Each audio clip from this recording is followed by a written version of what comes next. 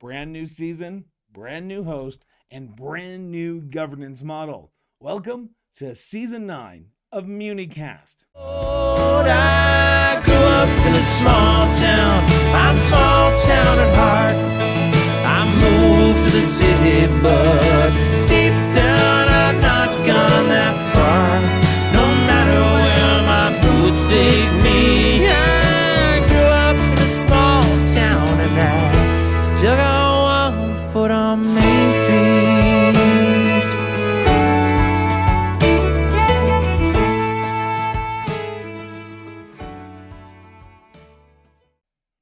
MuniCast is brought to you by SUMA, the voice of Saskatchewan's urban municipalities. MuniCast discusses topics that are important to municipal leaders, like local governance, best practices, education, and so much more. In Season 9, we are meeting SUMA's new board of directors.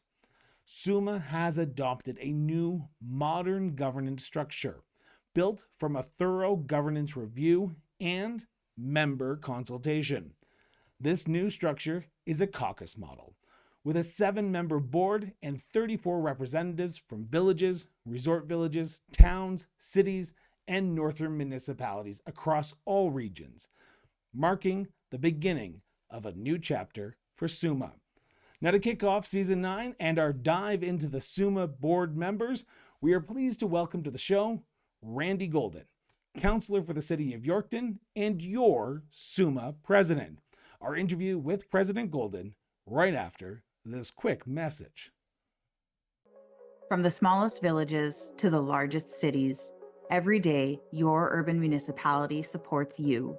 The water that travels from tap to sewer, the emergency services that keep you safe, the parks, libraries, and rinks that you enjoy. Our cities, towns, villages, resort villages, and northern municipalities are urban hubs bringing people together. We are urban. Celebrate your municipality as part of the urban family. Randy, thank you so much for sitting down for the very first episode of MuniCast, Season 9, with a brand new host and a brand new board. It's a brand new season. It's a brand new season, and Chris, first of all, let me say I am so pleased and excited to have you on board as our host and being able to work with you throughout this whole year of bringing these types of member engagements to each and every one of our communities across Saskatchewan. Well, I'm looking forward to the next two seasons, Season 9 and Season 10, over the next 12 months, talking about Saskatchewan urban municipalities and their members. And we just got out of a municipal election about 10 months ago, 11 months by the time this airs. So some people may not know who you are. I know they just elected you president in the last SUMA convention in Saskatoon, but what brought you into municipal politics, Randy? Well, Chris, it's a long story. We got a lot of time. That's the great thing about podcasts. But, what a thrill and an honor I have. I'm going into my 24th year on City Council for Yorkton. And first and foremost, that's how I started in getting involved in municipal, being a municipal elected official. And it's been wonderful.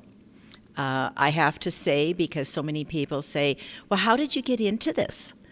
So first of all, I started as a recreation chair because of my family and things that I wanted to see happen in my city.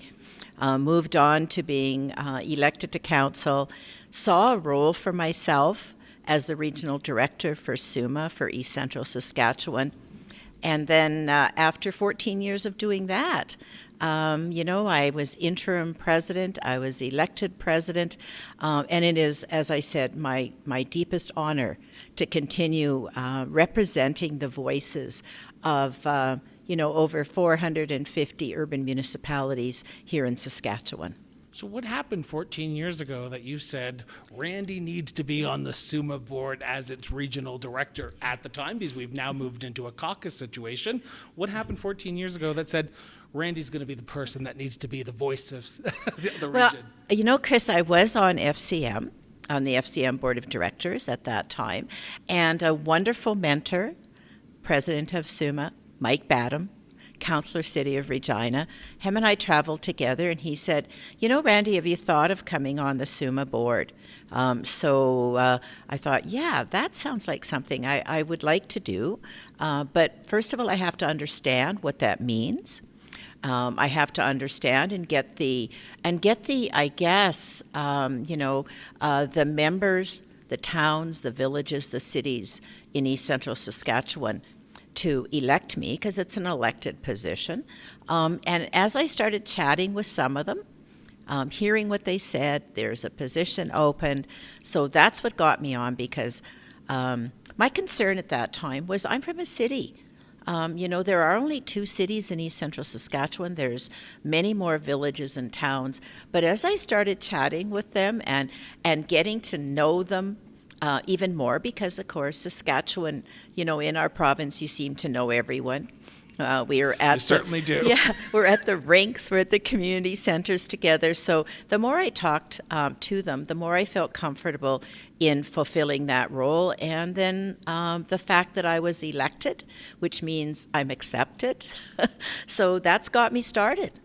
14 years ago, you became member of SUMA, and there are new people who are elected mayors, councillors across Saskatchewan since the last election, who may not know the wealth of knowledge that you know about what SUMA does.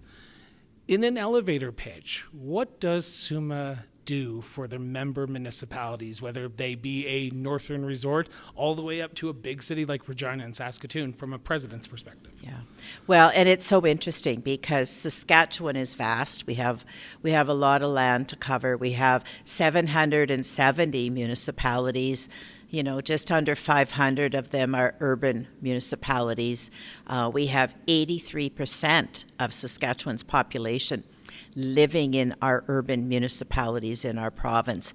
So there's vast needs, various types of challenges that we have, but so many times we have the same commonalities. So, whether it's a newly elected mayor or council or experienced, I like to say mature councillors or mayors, when we sit down at the table, we talk about the same things. We really do. We're going into a budget.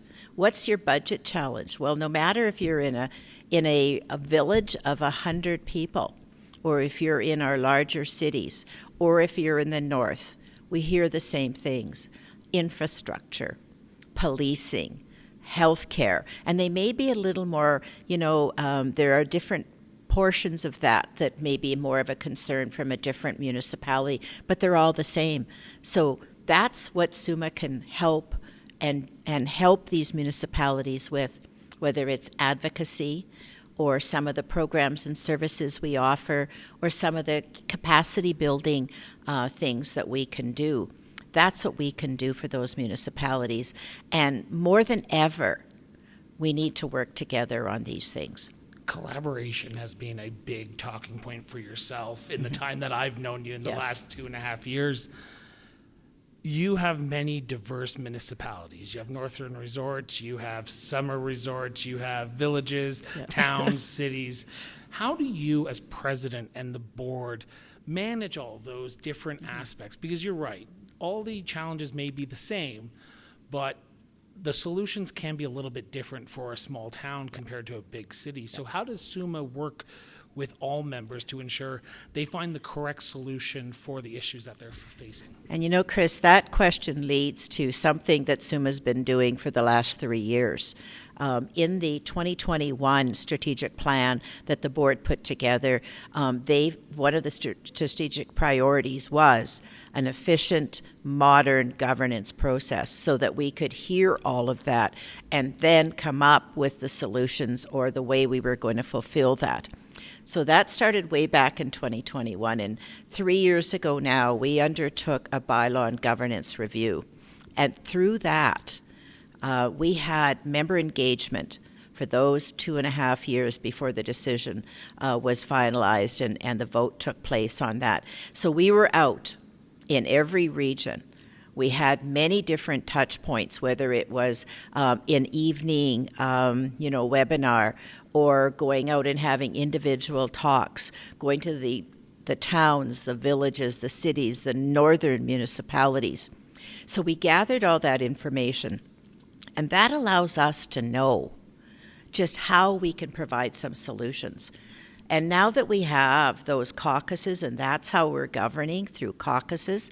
For instance, we just had a village caucus meeting and heard again how it's very important to villages and towns too, when we bring the towns in, that when we're looking at advocating for infrastructure funding, that it's important that there be a pool of money, a pool of funding for those smaller communities, so that they're not competing with the larger communities. So, that's how we're dealing with them. We have the main themes, but then we understand that there's going to be different solutions, or there may be different solutions, or part of the solution, we may have to have individual ways to meet those needs. You mentioned a topic that I was going to bring up a little bit later, but let's play in the sandbox now, if you don't mind. Yeah. After 120 years, SUMA has changed the governance model, and you were instrumental in bringing this. As you said, it started back a few years ago, and you got to see it pass in 2024 and then fully adopted in 2025, with you becoming the first president under the new governance model. What are you hearing from members about the new governance model compared to what you heard from the previous governance model? Well, I know it's only been a few months, but... What thrills me, Chris, is the fact that Saskatchewan became a province in 1905. And that's when SUMA started working with municipalities. So do they look a little differently? Absolutely. Or do we communicate a little differently? Absolutely. But the work we do is the same thing over 120 years. And, I don't believe that the governance was looked at since 1967.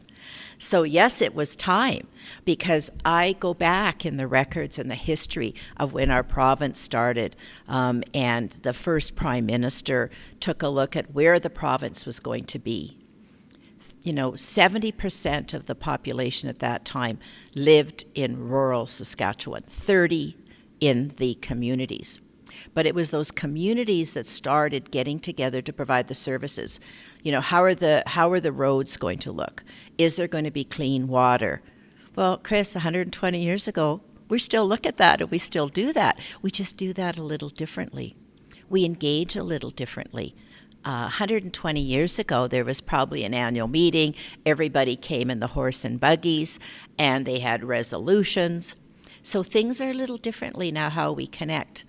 But we're still doing that important work that started 120 years ago. We're just doing it in a new way that we can engage more relevantly, more efficiently, quicker. Because what we're seeing in our world today, someone identifies a concern, a problem, and they want something done immediately. So that's what we're looking at with our new caucus model, to be able to fulfill those needs of our members. So what do you see as the biggest benefit to members from small communities to the largest cities around this new governance model right now? Because we're, again, still early days. Yes. But what do you see as the biggest benefit? Is it that quick turnaround, that quick access to your caucus liaison to the SUMA board? What do you see as president as that big shining star on the Beacon Hill? Well, I think that big shining star is access and engagement. We were doing that, but we had to take a really good look at how better can we do that. The needs are just as great, but they're becoming needs quicker. People want to see better solutions, quicker solutions. So I just got through, and I try to sit in on the caucus meetings as much as I can. So this past turn, I sat in on all three of them. The cities, the towns, the villages, and I will be sitting in on the City Mayor's Caucus also, which is another one. Our northern municipalities, our north has not met yet, and when they do, I will sit in on that, so that I'm hearing those voices. And it was so interesting in hearing them. Again, we're hearing a lot of the same things, but they're individualized, and they'll give examples. And to me, that's the bright, shiny star. We're collecting all those examples. When we start doing the advocacy, I can say to Minister Schmaltz when we meet with them, or the village caucus can say, this is what's happening in Bjorkdale. We're hearing this from the people that live there. This is what's happening in Good Soil. We're hearing this. And, that's what our provincial government is aware of. Because they have to, provide all of the work that they do to every member, whether you're the smallest villages or resort village or you're the largest city. How do you believe SUMA is positioned on addressing the major issues that we've talked about? You talked about infrastructure, you talked about healthcare, we've talked about policing on my other show. How do you see SUMA and the board being positioned in addressing those long-term issues? Because like you said, 1920 when SUMA and the province were, or 1905 when the province and the SUMA were first founded, these issues were still prominent then. How do you see SUMA being the best suited to advocate for those long-term issues that we've talked about? Well, this is, again, a good question with a long answer, and it all goes back to our collaboration. So whether you're collaborating with our provincial government, with the different ministries that we work with, we are working with the Federation of Canadian Municipalities constantly also. We're a partner there at those tables. It all comes from working together. It really does. We work very, very collectively with provincial government, with those ministries, as I said. We've set up, quarterly meetings with some of the ministries that we interact with directly, whether it's Minister MacLeod with corrections and policing, whether it's Minister Schmaltz with municipal government, whether Minister Kiesig from the Ministry of Environment. We've set up continual meetings. So if there's something that we want to bring to the table, or if there's something that they want to run by us, let's remember this is a two-way partnership that we have. And as you know, in partnerships, you may not get everything you ask for, but you've brought your concerns to the table. And it may not happen today, but it might happen next year. Something that we have had, as an advocacy is around how do you prosecute bylaws? Right now you have to go through provincial court. It's been very difficult. It's costly. Some of the advocacy that we've been doing, we now have there will be the establishment of two more courts. They'll be able to do that. It'll be closer to home, maybe less cost. Is that the final? Is that what, the best thing? SUMA has now offered up perhaps doing, e-prosecution, e-courts, like the province of British Columbia does. So we're continuing that advocacy. But because we have a good relationship with that ministry, we'll continue those conversations. What does the future look like for SUMA over the next few months? Because traditionally, you do meet with your caucuses, but that big gathering, that SUMA AGM, whether it be in Saskatoon or Regina, next year being in Regina, what does the SUMA board do in the meantime behind the curtains? Give us a peek behind the curtains, Randy, of what your board is doing to ensure that these issues and what municipalities are going through are constantly being talked about. And that's a really interesting thought, because what do we do on the daily basis for our members? Well, the work does not stop. And sometimes the work is a little heavier for some board members. And then the next one will get more of the workload too, depending on the committees or the work that has to happen. But it's so interesting because as we prepare for our board meeting next week, we have a board meeting coming up. We will review the reports of all the caucuses, take a look at what's been going on there, what are some of the needs, the concerns. But we also have a fiduciary duty to our members for the role that SUMA does play. So it's budget time. It's budget time. It'll start be budget time for the provincial, government, the federal government. I understand there's going to be a budget November 4th this year. So all of those things come into play on a daily basis. So it's interesting because your to-do list.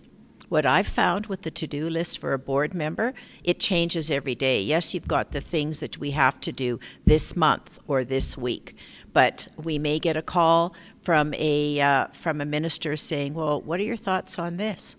Where do you think we should go on that? So then we will go out to those caucus chairs to see what they think should be done. So it's a continual workflow. And I thank our board of directors. They play such a role in the governance and the representation of our members. And sometimes that can be overlooked because everyone has a busy life. And as you know, Chris, our elected officials in Saskatchewan, this is not their day job. This is something that they do, plus they have families and a job or two. So we really want to thank our board of directors for the time, the dedication that they bring to their role as the SUMA Board of Directors. What's your advice to the new council members, to the new mayors, to the new elected officials across Saskatchewan about how SUMA can help them that we have not talked about yet? Yeah, so I really get excited when I get to chat with some new elected officials because, I've been around for a while, starting my 24th year, but I still remember walking into council chambers and having, a bit of a fright because when you're taking that oath that you have to take, it can sometimes be overwhelming. But the role that SUMA can play is just assisting in whatever way, understanding that our board is open for the phone calls, the texts, the emails, but our administration plays a large role on that. So if your community is facing something, don't face it alone. Because if anything, you can talk to any one of us, and we may put you in touch with another community that's just gone through that. And when we get together as members of SUMA, I see so much of that happening. And we get together at regional meetings. We'll get together at a summit in February that we have now, and definitely the annual conference in April. So those are the things that SUMA can do. We can provide that little bit of a connection to who might you best talk with that can help you or provide whatever assistance or just a little bit of support sometimes so that you can know you're not alone in this municipal world. We often talk about collaboration, and what's the best example of, and I shouldn't say best example, what's one example that you point to when you talk about collaboration, say, this is the municipality that's doing collaboration right? And I have to preface that you can't say Yorkton. So you have to choose another one because as president, I know you have favorites as Yorkton, but what's the collaboration that you look at and you say, you know what, I wish other municipalities knew about this? Well, at our recent mayor's school, we had the town of Rosthern that talked about the collaboration that they're doing, and it's with the First Nations around them, with the rural municipalities and other urban municipalities in so many different things, bylaw enforcement, the healthcare issues that they're facing. So that one, but that's just one. I look to a smaller community, the community just down the road from Yorkton, because you didn't say down the road, you just said Yorkton, Bredenbury. For years they had this vacant school, and they're an award-winning municipality with their partners because they took that vacant school and they turned it into a daycare. They worked with other municipalities, they worked with other orders of government to make that happen. And now they're providing a daycare, and quite frankly, they're getting parents from Yorkton bringing their children to Bredenbury from that whole surrounding area. So they took a challenge, the closure of their school many years ago, what to do with this vacant property, and it's a real success story. I'm going to have to look into that a little bit deeper and maybe reach out to the mayor there. Yeah. But my final question for you, and it's the $1 million question, because we've talked a lot about what SUMA does, the board member, the new caucus model, But truly, what does SUMA mean to you as president of the organization? Yeah. Well, it means a connection. It means wherever I go in this province personally, there's someone I can chat with or visit.